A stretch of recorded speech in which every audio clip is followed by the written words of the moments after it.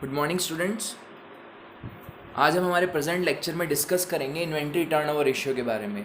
और inventory turnover ratio को हम स्टॉक टर्नओवर रेशियो भी कहते हैं।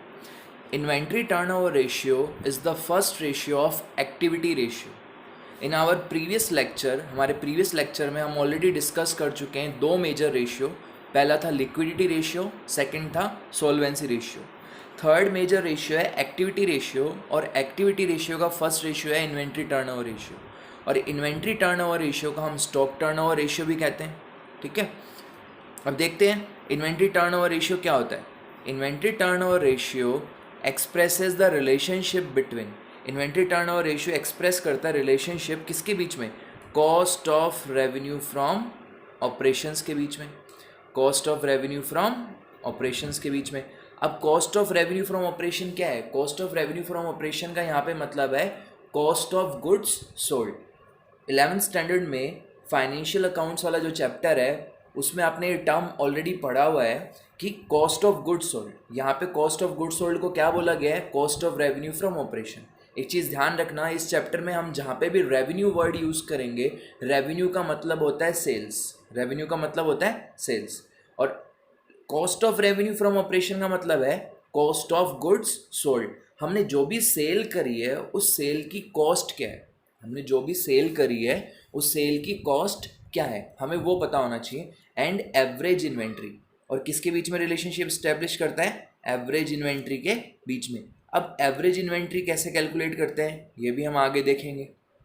बस अभी आपको इतना ध्यान रखना है कि इन्वेंट्री टर्नओवर रेशियो जो है वो किस किस के बीच में रिलेशनशिप स्टैब्लिश करता है। फर्स्ट है cost of revenue from operation और दूसरा है average inventory. Now see the formula to calculate inventory turnover ratio. Inventory turnover ratio को कैलकुलेट करने का फॉर्मूला क्या है? इन्वेंट्री, जिसको हम स्टॉक भी कहते हैं, turnover ratio is equals to cost of revenue from operation divided by average inventory. Formula क्या है? Cost of revenue from operation divided by average inventory. देखिए इस चैप्टर में सबसे इम्पॉर्टेंट है फॉर्मूलाज। तो मैं आपको ऑलरेडी पहले भी बता चुका हूँ, अभी भी कह रहा हूँ कि आपको फॉर्मूलेज नोट करने ही हैं। अगर आपको फॉर्मूलेज लर्न है तभी क्वेश्चन प्रॉपरली सॉल्व हो पाएगा, अदरवाइज मिस्टेक्स होनी ही होनी है। देखिए अब हमने जो दो कंपोनेंट्स की बात करी है इस रेशियो में, cost of revenue from operation and average inventory, तो सबसे पहले देखते हैं कि cost of revenue from operation क्या होता है। Cost of revenue from operation क्या होता है? जिसको हम कॉस्ट ऑफ गुड्स सोल्ड भी बोलते हैं, कि जो हमने गुड्स सेल करी है उसकी कॉस्ट क्या है। बिकॉज हम सेल करते हैं, तो जब भी हम सेल करते हैं उसमें हम हमारा प्रॉफिट मार्जिन ऐड करके फिर ही तो सेल करते हैं। ऐसे तो नहीं ना जितने में बाय करा है उतने में सेल कर देंगे, उसमें कुछ ना कुछ प्रॉफिट ऐड करेंगे फिर सेल करेंगे। इसलिए सबसे पहले हमें ये पता होना चाहिए कि उस गुड्स जो हमने सेल करा है उसकी कॉस्ट क्या है। तो देखो यहाँ पे पहला फॉर्मूला है कॉस्ट ऑफ रेवेन्यू कैलकुलेट करने का, cost of revenue from operation. इसको हम सबसे पहले किस तरह से कैलकुलेट करेंगे? रेवेन्यू फ्रॉम ऑपरेशन, मतलब अगर क्वेश्चन में आपको सेल्स दी हुई है या कह सकते हैं रेवेन्यू फ्रॉम ऑपरेशन दिया हुआ है, ठीक है। अभी तक 11th स्टैंडर्ड में आपने ये ही टर्म पढ़ी है सेल्स, सिर्फ यही टर्म पढ़ी है सेल्स, बट 12th स्टैंडर्ड में ये टर्म किस में कन्वर्ट हो जाएगी? Revenue from operation. तो रेवेन्यू फ्रॉम ऑपरेशन अगर क्वेश्चन में गिवन है तो वहाँ पे कंफर्म है कि ग्रॉस प्रॉफिट की आपको रेट गिवन होगी या फिर ग्रॉस प्रॉफिट की आपको अमाउंट गिवन होगी। तो अगर रेट गिवन है तो हम सेल्स का परसेंटेज निकाल के उसमें से सब्ट्रैक्ट कर देंगे, या फिर अमाउंट गिवन है तो डायरेक्टली उसको क्या करेंगे? सब्ट्रैक्ट कर देंगे। तो अगर सेल्स में से हम ग्रॉस प्रॉफिट को माइनस कर देंगे तो हमारे पास क्या आ जाएगा? Cost of revenue from operation. अब यहाँ पे थोड़ी सी चीज़ें और देखनी है हमें, क्योंकि हर एक माइनर डिटेल यहाँ पे बहुत ही ज़्यादा इम्पॉर्टेंट है। तो सबसे पहले आपको ये जानना है कि रेवेन्यू फ्रॉम ऑपरेशन होता क्या है। What are the components of revenue from operation क्या होता है और इसके कंपोनेंट क्या क्या हैं। देखो रेवेन्यू फ्रॉम ऑपरेशन, या तो इसको हम कहेंगे रेवेन्यू फ्रॉम ऑपरेशन या फिर इसको क्या कहेंगे हम? Net sales. देखो एक तो होता है टर्म सेल्स, एक होता है नेट सेल्स। तो यहाँ पे नेट सेल्स से हमें मतलब है, और नेट सेल्स का मतलब क्या होता है? Cash revenue from operation, cash revenue from operation जिसको हम कैश सेल्स भी बोलते हैं, and net credit revenue. Net credit revenue का मतलब है जितनी भी हमने सेल की है क्रेडिट पे, net credit sale from operation, from operation. अब यहाँ पे नेट क्रेडिट सेल से क्या मतलब है, ये इंपॉर्टेंट नोट लगा के इसीलिए लिखा गया है कि नेट क्रेडिट सेल से क्या मतलब है कि हमने जितनी भी क्रेडिट सेल करी है ड्यूरिंग द अकाउंटिंग ईयर, पूरे साल में जितनी भी क्रेडिट सेल करी है उसमें से हमें सेल्स रिटर्न को क्या करना है, माइनस करना है। इट मीन्स सेल्स रिटर्न हम कंसिडर नहीं करेंगे। जब भी हम इन्वेंट्री टर्नओवर रेशियो कैलकुलेट करेंगे तो हमें वहाँ पे नेट सेल से मतलब है, सेल से मतलब नहीं है, किससे मतलब है, नेट सेल से। और नेट सेल्स को हम कैसे फाइंड आउट करेंगे, credit sales minus sales return, credit sales minus sales return. अब देखिए सेकंड फॉर्मूला, पहला फॉर्मूला था कि रेवेन्यू मतलब अगर हमें नेट सेल्स दी हुई है तो नेट सेल्स में से हम ग्रॉस प्रॉफिट को माइनस कर देंगे। बट कभी कभी क्वेश्चन में आपको सेल्स की इंफॉर्मेशन गिवन नहीं होगी। अगर सेल्स की इवन इंफॉर्मेशन गिवन नहीं है तो उस केस में आपको अदर इन्फॉर्मेशन गिवन होगी, और वो अदर इन्फॉर्मेशन क्या होगी, देखो सेकंड फॉर्मूले के according cost of revenue from operation हम कैसे फाइंड आउट करेंगे, सेकंड फॉर्मूले के according cost of revenue from operation हम कैसे फाइंड आउट करेंगे।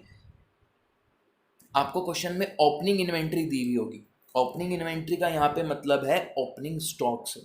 ओपनिंग इन्वेंट्री का क्या मतलब है, ओपनिंग स्टॉक। नेट परचेजेस, देखो जैसे हमने नेट सेल्स की बात करी है वैसे ही नेट परचेजेस होता है, और नेट परचेजेस क्या होता है, purchase minus purchase return, purchase minus purchase return. फिर इसमें हम वापस ऐड करेंगे डायरेक्ट एक्सपेंसेस।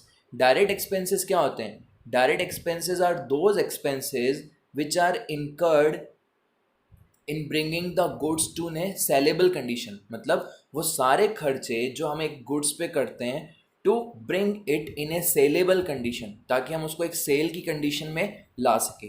क्योंकि वो सारे खर्चे डायरेक्टली एट्रीब्यूटेबल हैं, डायरेक्टली रिलेटेड है किससे, प्रोडक्ट से, तो वो सारे खर्चे क्या बोले जाते हैं, डायरेक्ट एक्सपेंसेस। तो डायरेक्ट एक्सपेंसेस भी हम इसमें प्लस करेंगे और माइनस करेंगे, और माइनस क्या करेंगे, क्लोजिंग इन्वेंट्री। क्लोजिंग इन्वेंट्री क्या होती है, inventory which is left at the end of the financial year, और we can say at the end of the accounting year. Opening inventory तो क्या होगी, पिछले साल की जो क्लोजिंग है वो करंट ईयर की ओपनिंग होती है, और करंट ईयर की जो क्लोजिंग है वो क्लोजिंग इन्वेंट्री हो जाएगी। ठीक है, अब एक बार इसको थोड़ा सा देख लो। इन्वेंट्री का यहाँ पे क्या मतलब है, कंपोनेंट्स इन्वेंट्री के बारे में बात कर रहे हैं। इन्वेंट्री इंक्लूड्स, इन्वेंट्री में क्या आता है, रॉ मटेरियल। देखो अगर हमारा बिजनेस सिर्फ ट्रेडिंग का है, ट्रेडिंग का मतलब है हम गुड्स परचेज कर रहे हैं और गुड्स को सेल कर रहे हैं, इसका मतलब क्या हुआ, हम फिनिश्ड गुड्स बाय कर रहे हैं और फिनिश्ड गुड्स को ही सेल कर रहे हैं विदाउट फर्दर प्रोसेसिंग। समझने की कोशिश करना, मैंने जैसे समझ लो कि मेरा बिजनेस है, बुक शॉप है, मेरी बुक शॉप है, तो मैंने क्या करा, बुक्स परचेज करी एज इट इज़ और उसको एज इट इज़ सेल कर दिया। तो मैंने क्या करा, फिनिश्ड गुड्स परचेज करा और फिनिश्ड गुड्स को एज इट इज़ सेल कर दिया, मेरा प्रॉफिट मार्जिन ऐड करके सेल कर दिया। बट अगर बुक्स का मेरा मैन्युफैक्चरिंग का बिजनेस है, तो मैन्युफैक्चरिंग का बिजनेस है तो मैन्युफैक्चरिंग के केस में मेरे पास इन्वेंट्री डिफरेंट डिफरेंट टाइप की होगी, और वो डिफरेंट डिफरेंट टाइप की इन्वेंट्री क्या होगी, रॉ मटेरियल। रॉ मटेरियल का मतलब है कच्चा माल। पहले मैं कच्चा माल लूँगा, जैसे पेपर बनाना है तो उसके लिए पेपर बनाने के लिए जो मटेरियल आता है, रॉ मटेरियल आता है, पहले मैं वो बाय करूँगा। फिर वर्क इन प्रोग्रेस का मतलब है कि उस पल्प से मैं पेपर बनाऊँगा, तो अभी मेरा पेपर कंप्लीट नहीं हुआ है, वो क्या है, प्रोसेसिंग में है, तो वो भी मेरी इन्वेंट्री तो है ना, तो वो क्या होता है, वर्क इन प्रोग्रेस। फिर जब वो कंप्लीटली बन जाता है, प्रिपेयर हो जाती है बुक, तो उसको क्या बोला जाता है, फिनिश्ड गुड्स। और स्टॉक इन ट्रेड क्या होता है, कभी कभी हम कुछ चीज़ें इन सब के अलावा, मैन्युफैक्चरिंग के अलावा कुछ चीज़ें हम डायरेक्टली परचेज करते हैं और डायरेक्टली ही सेल करते हैं, उनको क्या बोला जाता है, स्टॉक इन ट्रेड। तो इन्वेंट्री में ये सब चीज़ें आती है, रॉ मटेरियल भी आता है, वर्क इन प्रोग्रेस भी आता है, फिनिश्ड गुड्स भी आता है और स्टॉक इन ट्रेड भी आता है। फिर सेकंड बात करें हम नेट परचेजेस की, तो नेट परचेजेस क्या होती है, net purchases includes cash purchases. Net purchases में क्या आएगी, कैश परचेज आएगी, प्लस नेट क्रेडिट परचेज आएगी। क्या आएगी, नेट क्रेडिट परचेज। और नेट क्रेडिट परचेज का फॉर्मूला क्या है, credit purchase minus purchase return. मतलब जितनी भी हमने क्रेडिट पे उधार पे परचेज करी है उसमें से हम परचेज रिटर्न को माइनस कर देंगे तो हमारे पास क्या आ जाएगी, नेट क्रेडिट परचेज। और जब नेट क्रेडिट परचेज को और नेट हमारी कैश परचेज है दोनों को हम ऐड कर देंगे तो हमारे पास क्या आ जाएगी, नेट परचेजेस। ठीक है, फिर है डायरेक्ट एक्सपेंसेस। डायरेक्ट एक्सपेंसेस का मतलब है all those expenses which are directly related to a product और which incurred to bring the goods in a saleable condition। माल को सेलेबल कंडीशन में लाने के लिए जितने भी खर्चे एक प्रोडक्ट से रिलेटेड होते हैं वो सारे एक्सपेंसेस क्या होते हैं, डायरेक्ट एक्सपेंसेस। डायरेक्ट एक्सपेंसेस के कुछ एग्जांपल्स हैं यहाँ पे, वेजेस, हमने मजदूरी दी है, मैन्युफैक्चरिंग का काम है हमारा, मैन्युफैक्चरिंग के केस में जितनी भी लेबर को हम जो भी पेमेंट करते हैं उसको बोला जाता है wages. Carriage inward, carriage inward का मतलब है कि गुड्स जब हमारे पास फैक्ट्री में आया, इनवर्ड हुआ, जब हमारे पास इनवर्ड आया है तो इनवर्ड के केस में हमने कैरेज का पेमेंट करा है जिसको हम भाड़ा कहते हैं। फ्रेट इनवर्ड भी इसी सेंस में यूज़ किया जाता है भाड़े के केस में। फिर है पावर, जितनी भी इलेक्ट्रिसिटी का कंजम्पशन हुआ है उस गुड्स को प्रोड्यूस करने के लिए वो भी किसकी कॉस्ट में इंक्लूड किया जाएगा, उस गुड्स की कॉस्ट में इंक्लूड किया जाएगा। गैस अगर हम यूज़ कर रहे हैं उस प्रोडक्ट के केस में, फ्यूल अगर कुछ यूज़ कर रहे हैं, तो ये सारी चीज़ें, मतलब कहने का मतलब है जो भी खर्चा एक गुड्स को सेलेबल कंडीशन में लाने के लिए किया जाता है वो सारे एक्सपेंसेस क्या बोले जाते हैं, डायरेक्ट एक्सपेंसेस बोले जाते हैं। अब देखिए एवरेज इन्वेंट्री, हमने बात कर ली है cost of revenue from operation की, और cost of revenue from operation को कैलकुलेट करने के लिए दो फॉर्मूले बताए हैं, दोनों में से कोई भी हम यूज़ कर सकते हैं। ठीक है, अब बात करते हैं एवरेज इन्वेंट्री की। तो एवरेज इन्वेंट्री कैसे कैलकुलेट की जाती है, एवरेज इन्वेंट्री का यहाँ पे फॉर्मूला दिया हुआ है, average inventory is equals to opening inventory plus closing inventory divided by 2।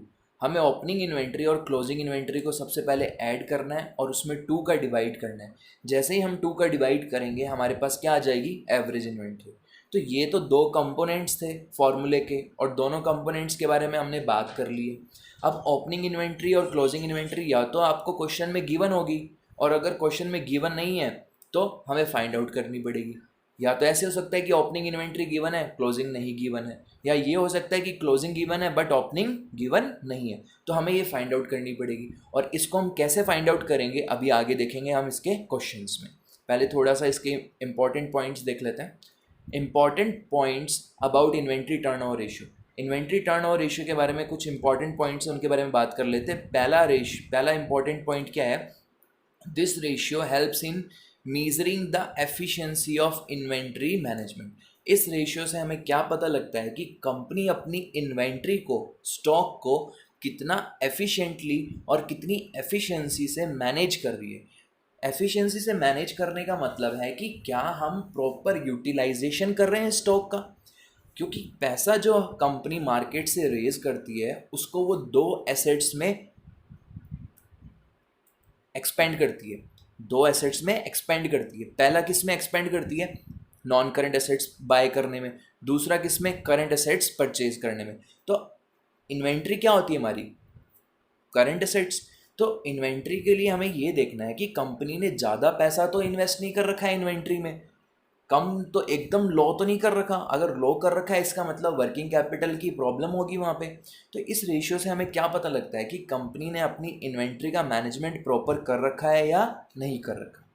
Second है, this ratio helps in determining how many times inventory is turn, how many times inventory is turn into revenue from operation. Inventory is turn into revenue from operation का यहाँ पे क्या मतलब है कि cost में हम एवरेज इन्वेंट्री का डिवाइड कर रहे हैं। इसका मतलब रेवेन्यू में, कॉस्ट ऑफ रेवेन्यू में जब हम एवरेज इन्वेंट्री का डिवाइड करेंगे तो हमें ये पता लग जाएगा कि हमने जितनी सेल करी है उस सेल में इन्वेंट्री कितने टाइम अपनी सेल में कन्वर्ट हुई है, इन्वेंट्री कितने टाइम सेल में कन्वर्ट हुई है। अगर रेशियो हाई आ रहा है, देखो थर्ड वाला पॉइंट देखो, इससे आप समझ जाओगे।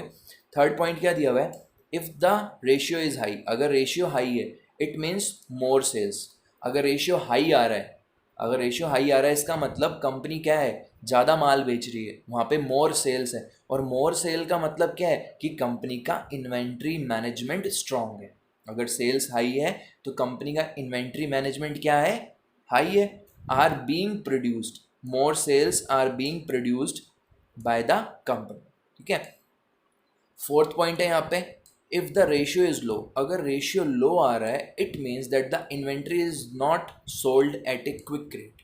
अगर रेशियो लो आ रहा है इसका मतलब कंपनी की जो इन्वेंट्री है, या कह सकते हैं कंपनी जो है अपनी इन्वेंट्री को एक फास्ट रेट पे सेल नहीं कर रही है. और फास्ट रेट पे सेल नहीं कर रही है इसका मतलब कंपनी का इन्वेंट्री मैनेजमेंट कैसा है, वीक है. इन्वेंट्री मैनेजमेंट वीक होने का मतलब है कि कंपनी ने अब ओवर इन्वेस्टमेंट कर रखा है. देखो इसके आगे also it indicates over investment in inventory. इससे यहाँ पे क्या मतलब होता है कि कंपनी ने इन्वेंट्री में बहुत ज़्यादा पैसा ब्लॉक कर रखा है. और अगर कंपनी बहुत ज़्यादा पैसा ब्लॉक करेगी इन्वेंट्री में तो उसको वर्किंग कैपिटल रिक्वायरमेंट की प्रॉब्लम आ सकती है. और इन्वेंट्री में ओवर इन्वेस्टमेंट करने का मतलब प्लस साथ साथ में इन्वेंट्री की जो सेल की रेट है वो लो आ रही है, इसका मतलब क्या है कि कंपनी के पास में स्लो मूविंग गुड्स है. स्लो मूविंग गुड्स का मतलब है कि ऐसा गुड्स जो मार्केट से आउट हो जाता है क्योंकि वो इन्वेंट्री को प्रॉपर्ली मैनेज नहीं कर पा रही है. क्योंकि अगर मार्केट है, मार्केट में कंज्यूमर जो होता है उसका टेस्ट चेंज होता रहता है, टेस्ट चेंज होता रहता है. तो अगर टेस्ट के अकॉर्डिंग हम टाइमली इसको सेल कर देंगे तो इन्वेंट्री सेल हो जाएगी, अदरवाइज ब्लॉकेज होने का डर रहता है. और ब्लॉकेज हो जाएगी तो उसकी रेट ऑफ सेल क्या हो जाएगी, स्लो हो जाएगी. इसलिए अगर रेशियो लो आ रहा है इसका मतलब क्या होगा कि हम इन्वेंट्री को रेगुलर बेसिस पे या क्विक रेट पे सेल नहीं कर रहे हैं. और दूसरा ये होगा कि हमने इन्वेंट्री में ज़्यादा पैसा ब्लॉक कर रखा है. देखो फर्स्ट क्वेश्चन, पहला क्वेश्चन है हमें इन्वेंट्री टर्नओवर रेशियो कैलकुलेट करना है. यहाँ पे पर्टिकुलर्स क्या क्या दे रखे हैं देखते हैं. सबसे पहले क्लोजिंग इन्वेंट्री दे रखी है आपको 3,50,000 की. फिर ओपनिंग इन्वेंट्री दे रखी है आपको 2,50,000 की. फिर cost of revenue from operation दे रखा है आपको कितने का, 12 लाख का. तो देखो सबसे पहली चीज़ जो आपके माइंड में आनी चाहिए वो क्या है कि इन्वेंट्री टर्नओवर रेशियो का फॉर्मूला क्या है. अगर आपको फॉर्मूला याद है तो बहुत सारी चीज़ें तो उसी वक्त सॉल्व हो जाती हैं. देखो इन्वेंट्री टर्नओवर रेशियो का फॉर्मूला क्या होता है, cost of revenue from operation divided by average inventory. तो हमें सबसे पहली बात दिमाग में क्या आनी चाहिए कि हमें ये दो चीज़ें चाहिए. तो देखो क्या ये दोनों चीज़ें क्वेश्चन में गिवन है. अभी हमने देखा था कि cost of revenue from operation मैंने आपको बताया था या तो गिवन होगा, अगर गिवन नहीं है तो हमें फॉर्मूले के यूज़ से उसको फाइंड आउट करना है. ठीक है, तो यहाँ तो क्वेश्चन में देखो डायरेक्टली गिवन है कितना, 12 लाख. तो अगर 12 लाख गिवन है it means cost of revenue from operation हम डायरेक्टली क्वेश्चन में लिख देंगे कितना, 12 लाख. सेकंड, एवरेज इन्वेंट्री को फाइंड आउट करने का फॉर्मूला बताया था. देखो working note number 1, average inventory कैसे निकलती है, opening inventory plus closing inventory divided by 2. तो ओपनिंग इन्वेंट्री क्वेश्चन में गिवन है आपको, ये रही ओपनिंग इन्वेंट्री देखो 2,50,000. फिर क्लोजिंग इन्वेंट्री कितनी गिवन है, 3,50,000. सो 2,50,000 प्लस 3,50,000 कितना होता है, 6 लाख. 6 लाख को आप 2 से डिवाइड करोगे तो आपके पास में एवरेज इन्वेंट्री कितनी आ जाएगी, 3 लाख. सो एवरेज इन्वेंट्री के प्लेस पे हम कितना लिख सकते हैं, 3 लाख. सो 12 lakh divided bye 3 lakh it means कितने टाइम्स आ रहा है, 4 टाइम्स. तो हमारा इन्वेंट्री टर्नओवर रेशियो कितना है, 4 टाइम्स. ठीक है, नेक्स्ट क्वेश्चन देखो, कंप्यूट इन्वेंट्री टर्नओवर रेशियो. हमें इन्वेंट्री टर्नओवर रेशियो कैलकुलेट करना है. तो इन्वेंट्री टर्नओवर रेशियो कैलकुलेट करने के लिए सबसे पहले हम पर्टिकुलर्स देखेंगे. हमारे पास में ओपनिंग इन्वेंट्री है, हमारे पास में परचेज है, हमारे पास में cost of revenue from operation है. ठीक है, देखो क्या चीज़, एक चीज़ आपको यहाँ पे मिसिंग लग रही है कि एवरेज इन्वेंट्री कैलकुलेट करने के लिए हमें दो चीज़ चाहिए होती है, ओपनिंग इन्वेंट्री और क्लोजिंग इन्वेंट्री. तो देखो यहाँ पे क्लोजिंग इन्वेंट्री गिवन नहीं है, तो इस फॉर्मूले में हमें सबसे पहले क्या फाइंड आउट करना पड़ेगा, क्लोजिंग इन्वेंट्री फाइंड आउट करना पड़ेगा with the help of formula. तो सबसे पहले तो हम यहाँ पे क्या लिखेंगे, इन्वेंट्री टर्नओवर रेशियो का फॉर्मूला लिखेंगे जो क्या होता है, cost of revenue from operation. और देखो cost of revenue from operation question में डायरेक्टली गिवन है कितनी, 12 लाख. तो ये फाइंड आउट नहीं करनी है. फिर इसके बाद में एवरेज इन्वेंट्री क्या फॉर्मूला था, opening inventory plus closing inventory divided by 2. तो ओपनिंग इन्वेंट्री तो क्वेश्चन में गिवन है बट क्लोजिंग इन्वेंट्री क्वेश्चन में गिवन नहीं है. तो यहाँ पे हमें क्लोजिंग इन्वेंट्री को फाइंड आउट करना है. देखो वर्किंग नोट नंबर 1 देखो, calculation of closing stock. Closing stock को फाइंड आउट करने के लिए ये फॉर्मूला हम यूज़ करेंगे, cost of goods sold is equals to, cost of goods sold का फॉर्मूला क्या था, opening inventory plus purchases minus closing stock. यहाँ पे डायरेक्ट एक्सपेंसेस भी प्लस होते हैं, बट क्वेश्चन में डायरेक्ट एक्सपेंसेस हमें गिवन नहीं है, इसलिए हमने फॉर्मूले में उसको कंसीडर भी नहीं किया है। तो देखो कॉस्ट ऑफ गुड्स सोल्ड क्या क्वेश्चन में आपको गिवन है, 12 लाख गिवन है ना, इक्वल्स टू ओपनिंग इन्वेंट्री, और ओपनिंग इन्वेंट्री गिवन है ये भी आपको क्वेश्चन में कितनी, 12 लाख। इसके बाद में परचेजेस, आपको परचेजेस भी गिवन है क्वेश्चन में कितनी, 16 लाख, माइनस क्लोजिंग स्टॉक। अब अगर हमें क्लोजिंग स्टॉक फाइंड आउट करना है तो क्लोजिंग स्टॉक को हम शिफ्ट कर देंगे इक्वल्स टू के लेफ्ट हैंड साइड में, तो इक्वल्स टू के लेफ्ट हैंड साइड में क्लोजिंग स्टॉक आ जाएगा, और ये जो कॉस्ट ऑफ गुड्स सोल्ड है 12 लाख, ये इक्वल्स टू के किस साइड आ जाएगा, राइट हैंड साइड में। तो देखो 2 lakh opening inventory plus purchases दोनों को हम ऐड करेंगे तो कितना आएगा हमारे पास, 18 लाख। ये 12 लाख इक्वल्स टू के राइट हैंड साइड में आके क्या हो जाएगा, minus 12 lakh. So 18 lakh minus 12 lakh equals to 6 lakh, equals to 6 lakh. और ये 6 लाख क्या है हमारी, क्लोजिंग स्टॉक। 6 लाख क्या है हमारा, क्लोजिंग स्टॉक। अब ओपनिंग स्टॉक हमारे पास था ऑलरेडी, क्लोजिंग स्टॉक को हमने फाइंड आउट कर लिया है, तो क्या एवरेज इन्वेंट्री हम इजीली फाइंड आउट कर सकते हैं, बिल्कुल कर सकते हैं। देखो एवरेज इन्वेंट्री का फॉर्मूला क्या होता है, opening inventory plus closing inventory divided by 2। तो ओपनिंग हमारे पास क्वेश्चन में थी 2 लाख की, क्लोजिंग इन्वेंट्री हमने फाइंड आउट करी है जस्ट वर्किंग नोट नंबर 1 में कितनी, 6 लाख। 8 लाख को जब हम 2 लाख से डिवाइड करेंगे तो हमारे पास में एवरेज कितना आ रहा है, 4 लाख। 4 लाख क्या है हमारी एवरेज इन्वेंट्री। तो देखो अब वैल्यूज़ को फॉर्मूला में पुट कर दो, cost of revenue from operation तो क्वेश्चन में गिवन है 12 लाख का, 4 लाख की एवरेज इन्वेंट्री हमने फाइंड आउट करी है वर्किंग नोट नंबर 2 से। So 12 lakh divided by 4 lakh equals to 3 times. It means that inventory कितने टाइम्स कन्वर्ट हो रही है पूरी साल की सेल में, 3 टाइम्स कन्वर्ट हो रही है, ठीक है। नेक्स्ट देखो compute inventory turnover ratio. Inventory turnover ratio हमें कैलकुलेट करना है, तो यहाँ पे देखो ओपनिंग इन्वेंट्री गिवन है आपको कितनी गिवन है, 4,48,000। परचेजेस गिवन है आपको कितनी, 29,12,000। क्लोजिंग इन्वेंट्री गिवन है आपको कितनी, 6,40,000। तो देखो यहाँ पे फॉर्मूले की एक चीज़ मिसिंग है, और वो एक चीज़ क्या है, cost of revenue from operation, ठीक है। क्योंकि इन्वेंट्री टर्नओवर रेशियो का फॉर्मूला क्या होता है, cost of revenue from operation divided by average inventory. तो cost of revenue from operation तो क्वेश्चन में गिवन ही नहीं है, और जब ये गिवन नहीं है तो हमें इसको क्या करना है, फाइंड आउट करना है। या तो ये फॉर्मूला नंबर 1 से निकलेगा या फिर फॉर्मूला नंबर 2 से निकलेगा। इसके बाद में नेक्स्ट एवरेज इन्वेंट्री चाहिए, तो एवरेज इन्वेंट्री तो देखो वर्किंग नोट नंबर 2 से हम इजीली फाइंड आउट कर लेंगे, क्योंकि क्वेश्चन के पर्टिकुलर्स में हमें opening inventory plus closing inventory दोनों गिवन है। सो 4,48,000 तो ओपनिंग इन्वेंट्री है, 6,40,000 हमारी क्लोजिंग इन्वेंट्री है। दोनों को ऐड करके अगर आप 2 से डिवाइड करोगे तो हमारे पास में एवरेज इन्वेंट्री आ जाएगी, दैट इज़ 5,44,000। अब हमें cost of working note number 1 में देखना, cost of revenue from operation find out करना है, और cost of revenue from operation के लिए फॉर्मूला क्या लगेगा, opening stock plus purchases minus closing stock. देखो इस क्वेश्चन में भी डायरेक्ट एक्सपेंसेस गिवन नहीं है, तो डायरेक्ट एक्सपेंसेस को हमने इग्नोर किया है। ओपनिंग स्टॉक कितना है, 4,48,000। इसमें आप ऐड करोगे परचेज 29,12,000, और इसमें से माइनस करोगे 6,40,000, तो आपके पास में cost of revenue from operation आ जाएगा, दैट इज़ 27,20,000, दैट इज़ 27,20,000। तो अब हम इन्वेंट्री टर्नओवर रेशियो के फॉर्मूले में वैल्यूज़ को पुट कर देंगे, that is 27,20,000 divided by 5,44,000।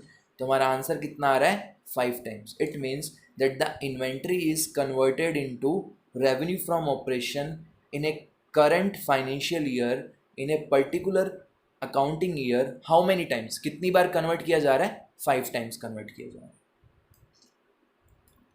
Next compute inventory turnover ratio. हमें इन्वेंट्री टर्नओवर रेशियो कैलकुलेट करना है। अब देखो यहाँ पे एक नई चीज़ आई है क्वेश्चन में, और वो क्या है, ग्रॉस प्रॉफिट। वो क्या है, ग्रॉस प्रॉफिट। और ग्रॉस प्रॉफिट कितना गिवन है, 20% गिवन है। देखो एक चीज़ बहुत ही इंपॉर्टेंट चीज़ बताने जा रहा हूँ, ढंग से सुन लेना। ग्रॉस प्रॉफिट 20%, जब भी क्वेश्चन में तुम्हें सिर्फ 20% गिवन होगा तो हमें ये 20% किसका लेना है, 20% किसका कैलकुलेट करना है, रेवेन्यू फ्रॉम ऑपरेशन का कैलकुलेट करना है। तो ग्रॉस प्रॉफिट 20% कैलकुलेट तो करेंगे हम, किस अमाउंट पे कैलकुलेट करेंगे, रेवेन्यू फ्रॉम ऑपरेशन के अमाउंट पे कैलकुलेट करेंगे। और रेवेन्यू फ्रॉम ऑपरेशन कितना गिवन है हमें, 12 लाख, ठीक है। इसके बाद आपको क्वेश्चन में ओपनिंग इन्वेंट्री गिवन है, इसके बाद क्वेश्चन में आपको क्लोजिंग इन्वेंट्री गिवन है। तो एवरेज इन्वेंट्री के लिए क्या हमें ये दोनों चीज़ें ही चाहिए होती हैं, बिल्कुल ये दोनों ही चीज़ें चाहिए होती हैं और दोनों हमारे पास हैं। तो देखो एक एक करके फाइंड आउट करते हैं। सबसे पहले वर्किंग नोट नंबर 1 पे आओ, cost of revenue from operation. Cost of revenue from operation कैसे निकलेगा, फॉर्मूला नंबर 1 लगाएंगे, revenue from operation minus gross profit. Revenue from operation में से हम किसको माइनस करेंगे, ग्रॉस प्रॉफिट को माइनस करेंगे। और रेवेन्यू फ्रॉम ऑपरेशन क्वेश्चन में कितना गिवन है, 12 लाख। 12 लाख में से हम ग्रॉस प्रॉफिट माइनस करेंगे कितना, 2,40,000। और ये 2,40,000 हमने कैसे कैलकुलेट कर रहा है, 12 lakh multiply by 20%, 12 lakh multiply by 20%। दोबारा रिपीट कर रहा हूँ, जब भी क्वेश्चन में सिर्फ ये गिवन होगा दैट ग्रॉस प्रॉफिट इज 20%, तो आपको डायरेक्टली कैलकुलेट करना है ये 20%। और डायरेक्टली किस पे कैलकुलेट करना है, रेवेन्यू फ्रॉम ऑपरेशंस। तो हमारे पास में cost of revenue from operation आ जाएगा कितना, 9,60,000। तो ये हमारा फर्स्ट कंपोनेंट निकल गया है इन्वेंट्री टर्नओवर रेशियो का। सेकंड फॉर्मूला देखिए, working note average inventory. Average inventory के लिए क्वेश्चन में opening inventory plus closing inventory दोनों गिवन है। इसको जब हम 2 से डिवाइड करेंगे तो हमारे पास एवरेज इन्वेंट्री आ जाएगी, दैट इज 1,20,000, दैट इज 1,20,000। अब आ जाइए फॉर्मूले पे, inventory turnover ratio is equals to cost of revenue from operation divided by average inventory. तो cost of revenue from operation कितना है, 9,60,000, और एवरेज इन्वेंट्री कितनी है, 1,20,000। जब 9,60,000 में हम 1,20,000 का डिवाइड करेंगे, it means that the inventory is turned up, और we can say it's converted into sales how many times, 8 times. इसका मतलब ये है कि हमारी जो इन्वेंट्री है, हमने जो कॉस्ट ऑफ गुड्स परचेज किया था, जो हमने स्टॉक परचेज करा था, उसको हमने सेल में कितनी टाइम कन्वर्ट कर दिया है, 8 टाइम्स कन्वर्ट कर दिया। नेक्स्ट देखिए, लास्ट क्वेश्चन है ये, और इम्पॉर्टेंट भी है, लास्ट भी है प्लस इम्पॉर्टेंट भी है। Calculate inventory turnover ratio. अब इन्वेंट्री टर्नओवर रेशियो कैलकुलेट करने के लिए आपको क्या क्या पर्टिकुलर्स गिवन है, एक तो ओपनिंग इन्वेंट्री गिवन है, देखो क्लोजिंग इन्वेंट्री भी दी हुई है। इसका मतलब फॉर्मूले का जो सेकंड कंपोनेंट है एवरेज इन्वेंट्री, वो हम फाइंड आउट कर सकते हैं, क्योंकि उसके रिगार्डिंग दोनों इन्फॉर्मेशन हमारे पास में गिवन है। नेक्स्ट देखो, रेवेन्यू फ्रॉम ऑपरेशन कितना गिवन है, 8 लाख, और ग्रॉस प्रॉफिट कितना गिवन है, 25% ऑन कॉस्ट। देखो ये नोट करने वाली बात है, यहाँ पे ये इंपॉर्टेंट चेंज आ चुका है क्वेश्चन में। लास्ट क्वेश्चन में आप देखिए, लास्ट क्वेश्चन में क्या बोला है, ग्रॉस प्रॉफिट कितना, सिर्फ 20%, और ये कैसा था, अनकंडीशनल था। ये कैसा था, अनकंडीशनल था, 20%। कुछ भी नहीं बोला था कि 20% हमें किस पे कैलकुलेट करना है, बट इस क्वेश्चन में ये कंडीशनल हो चुका है। इसने ये कहा है कि ग्रॉस प्रॉफिट हमें किसका कैलकुलेट करना है, 25% ऑन कॉस्ट। मतलब कि ग्रॉस प्रॉफिट जो है उसको हमें कैलकुलेट करना है, बट किस पे, 25% ऑन कॉस्ट। बट क्वेश्चन में क्या cost of goods sold given है, नहीं गिवन है, बट क्या गिवन है यहाँ पे, रेवेन्यू फ्रॉम ऑपरेशन गिवन है। रेवेन्यू फ्रॉम ऑपरेशन गिवन है, कॉस्ट गिवन नहीं है। और रेवेन्यू फ्रॉम ऑपरेशन का मतलब क्या होता है, sales of the firm, net sales of the firm. तो सेल्स में तो प्रॉफिट भी इंक्लूड होता है। तो हमें कैसे कैलकुलेट करना है ये देखना पड़ेगा। देखो सबसे पहले फॉर्मूला क्या होता है इन्वेंट्री टर्नओवर रेशियो का, inventory turnover ratio is equals to cost of revenue from operation divided by average inventory, ठीक है।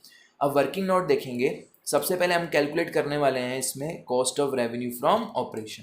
अब ये कैसे कैलकुलेट होगा, देखो क्या आपको cost of revenue from operation पता है, नहीं पता, बट आपको ग्रॉस प्रॉफिट जो है वो भी कैलकुलेट करना है, और वो किस पे कैलकुलेट करना है, कॉस्ट पे कैलकुलेट करना है। किस पे कैलकुलेट करना है, कॉस्ट पे कैलकुलेट करना है। तो इस केस में हम क्या करेंगे, let the cost of revenue from operation be X. इसको हम क्या मान लेंगे, एक्स मान लेंगे। देखिए इंपॉर्टेंट क्वेश्चन है, ध्यान से समझिएगा इसको। Cost of revenue from operation को हम क्या मान लेंगे, we have to assume it to be X, हमें इसको एक्स अज्यूम करना है।